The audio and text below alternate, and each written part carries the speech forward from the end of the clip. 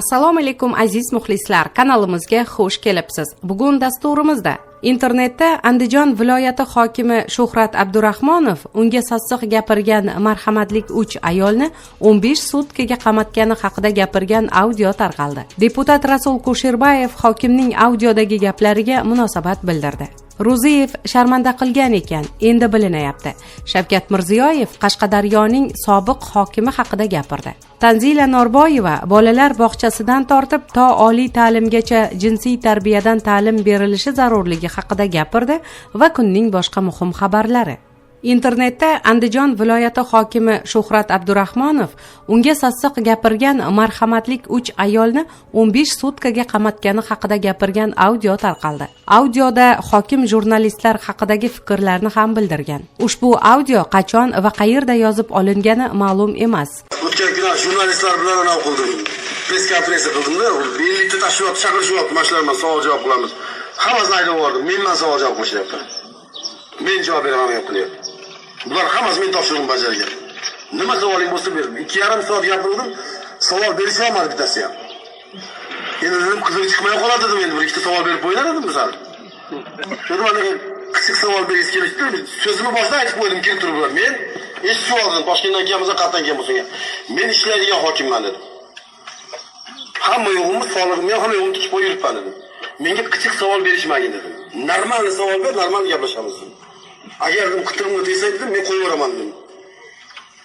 Xatoga gapiraveraman, ertaga dedim, hamma yo'q sizga solib ketadi. Normal savol odam bo'shab gaplashmayman bilan. Bu baribir ularniki anaqa qo'zib turadi-yu. Unda aylantirib ko'rdi bir ikkitasi. Tahsilot turib qo'ygandan keyin hech narsa yo'qmasdan yaqin borib boshqa familiya bilan bir narsani chiqaryapti. Erkakmiz, hezalak. O'zing nomingdan yoz. Menga Hasanboy kelib qatnashyapti bu nomda. U yoqqa borib Hasanboy nomidan chiqarishyapti. Charchab tursam 5-6 odam qabulga turgan ekan. Qabul qilmadim. Men endi ular shallaqlik qildashibdi. Mana hozir shundaqa meyling kiyib o'tirishibdi, 15 ga qamatib qo'ygan.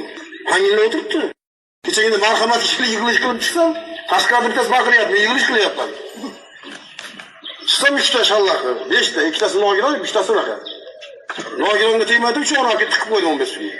Mana marhamatlar bo'lsa-siz shundaqa jimjirib qoldi marhamatlar. Marhamatga kelgan yuragim bezillardi. 5-6 xotin dastidan. Tiqib qo'ydim olib. O'ziga aralasan gapirdim, o'ziga zeb berdik. Shart hujjat qildim, olib ketib qo'ydim. Viloyat hokimiga, prezident vakiliga ular sassiq gapirganligi uchun.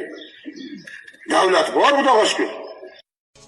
Oliy Majlis Qonunchilik palatasi deputati Rasul Kusherbayev muhokamalarga sabab bo'layotgan mazkur audio yozuvga o'z munosabatini bildirdi. Bir shaxsda vakolatlarning haddan ortiq ko'p bo'lishi atrofdagilarga qimmatga tushadigan holatlarga sabab bo'ladi. Ustiga ustak, agar bunday vakolat egasi tarbiyadan yiroq, muomala madaniyati yo'q, bilimi past, ikkiyuzlamachi bo'lsa, bu chinakam fojia. Ko'plab amaldorlarning qo'pol muomalasi va qonunlarga tupurib qo'yib, feodal zamon kabi kimni istasa, o'shani 15 sutkaga qamatib yuborish prinsipi yaqin tarixda paydo bo'lib qolgan boshqaruv uslubi emas. Men buni Lenin inqilobidagi hokimiyat, boshqaruvni dehqon va yupunlarga ber degan siyosatning oqibati deb bilaman. O'z davrida bilim, odamlar bilan ishlash ko'nikmasiga ega bo'lmagan bir guruh zaif odamlarning boshqaruviga kelishi tabiiy ravishda ular tomonidan qo'rqitish, so'kish, do'q-po'pisa qilish orqali boshqarish institutiga asos solinishiga sabab bo'lgan. Va bu institutining usullari bizda hali ham meva berishda davom etyapti. Andijon hokimi masalasida esa hokim buni qachon aytgani muhim emas. Muhimi, u Lenin sabab boshlangan boshqaruv maktabining sodiq vorisi bo'lib, vakillik, sud organlari ustidan amalda mutlaq hokimiyat o'rnatib olgan feodal zamoniga mos insonligi. O'zbekiston inson huquqlarini himoya qilish, majburiy mehnat va boshqalarga qarshi kurashib dunyoga yuz tutib borayotgan bir vaqtda qanchalar xunuk va sharmandali holat. Hech bo'lmasa demokratiya hurmati uchun ham hokim janoblari Andijonning hokimi mutlaq ekanligini bildirib maqtanmasa bo'lardi-ku. Biz shundoq ham bilamiz, sizlar zo'rsizlar degan Oliy Majlis Qonunchilik palatasi deputati Rasul Kusherbayev. Oliy Majlis Senati va gender tengligi masalalari bo'yicha komissiya raisi Tanzila Norboyeva 12 noyabr kuni bo'lib o'tgan matbuot anjumanida bolalar bog'chasidan tortib to oliy ta'limgacha jinsiy tarbiyadan ta'lim berilishi zarurligi haqida gapirdi. Ginekolog masalasida qizlar ko'rinmasligi kerak degan stereotiplar bor. Jinsiy tarbiya masalasi biz uchun yopiq mavzu hisoblanadi.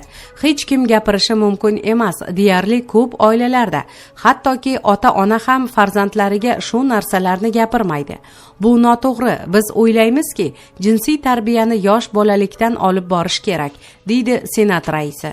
Uning ma'lum qilishicha, Mahalla va oilani qo'llab-quvvatlash vazirligi qoshida Mahalla va oila instituti tashkil etilgan. Unda ota-onalarga qiz va o'g'il bolalarga jinsiy tarbiya mavzusida qanaqa ko'nikma berish kerakligi bo'yicha katta loyiha boshlangan.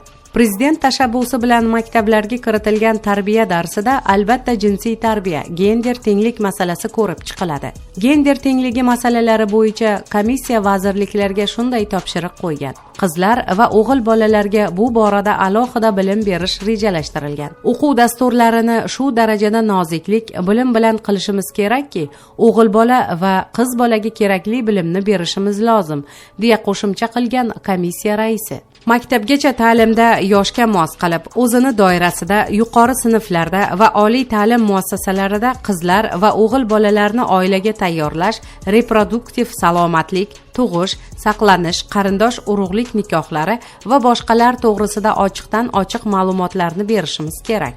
Biz yopganimiz sari internet ochiq. Internetda yomon narsalarni o'rganish mumkin. Bu salbiy oqibatlarga olib kelishi mumkin. Shuning uchun undan ko'ra do'st bo'lib, dugona bo'lib, ota, aka, uka bo'lib ma'lumot bergani foydaliroq deb o'ylayman, degan Tanzila Norboyeva. Prezident Shavkat Mirziyoyev Qashqadaryo viloyatiga tashrifining 2-kunida viloyat faollari, mahalliy kengash deputatlari, vazirlik va idoralar rahbarlari ishtirokida yig'ilish o'tkazdi. Yig'ilishda viloyatning sobiq hokimi Zafar Ro'ziyev haqida ham to'xtaldi. Bu haqda Daryo manbasi xabar berdi. Davlat rahbari yig'ilish avvalida viloyat o'z salohiyatiga mos yashamayotganini keskin tanqid qilib, bunga sobiq hokim Zafar Ro'ziyev sababchiligini ta'kidladi.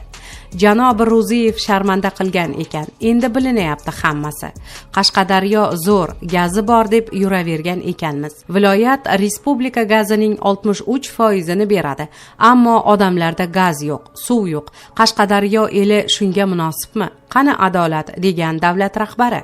Prezident viloyatining ayni kundagi rahbari Zoir Mirzayev haqida ham fikr bildirgan. Zoir Toyirovich sinalgan kadr, tajribasi bor, Qashqadaryoni o'zgartirish uchun olib kelingan, degan davlat rahbari. Shavkat Mirziyoyev shuningdek viloyat barcha sohada respublikada ortda qolayotganini ma'lum qilgan.